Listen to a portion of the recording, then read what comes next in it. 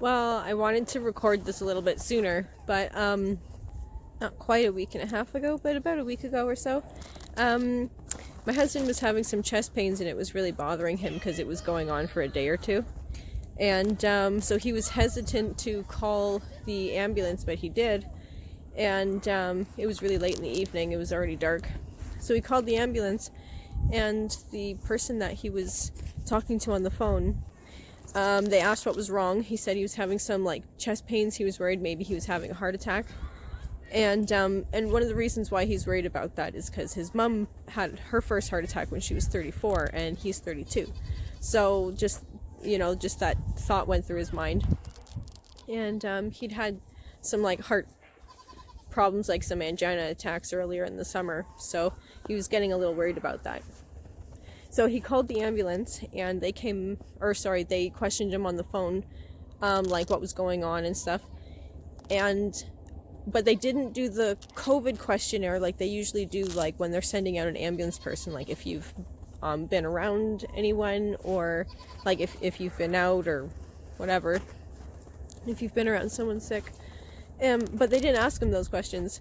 When they were saying, okay, an ambulance is on the way, they said that that he's a COVID confirmed case, or COVID positive. I think they said the word positive, COVID positive.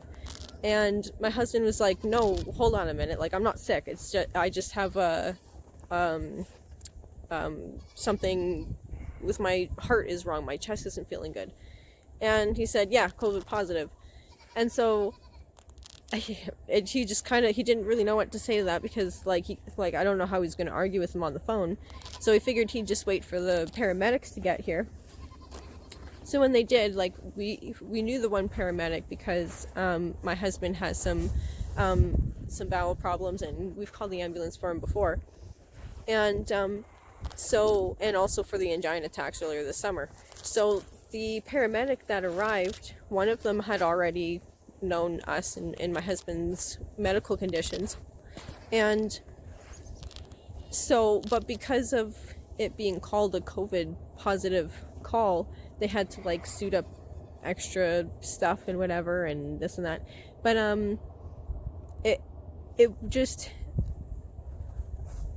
we were hearing on the radio soon after that, just the other day, about how cases are spiking and stuff, right? But the thing is, people are hesitant to even call in, because when you do call in for something, they're like, oh no, COVID, even if it just has to do with something like my husband, it ended up that he didn't have a heart attack. It was just he had some pulled muscles on his ribs. But they're still keeping him marked down as someone who had been COVID confirmed or COVID positive. So the stats are counting people that are not even sick. You can go in with a hurt foot or something, or break your ankle, and need some painkillers because you're in pain, and they'll mark you down as COVID.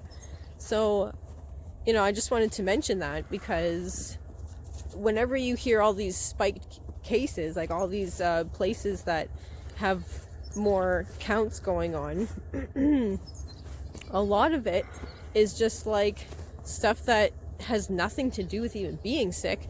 And even if people are sick, a lot of times it's just a cough, cold, or flu, but they're not marking it down as a cough, cold, or flu. They're isn't even a flu anymore, it's just corona.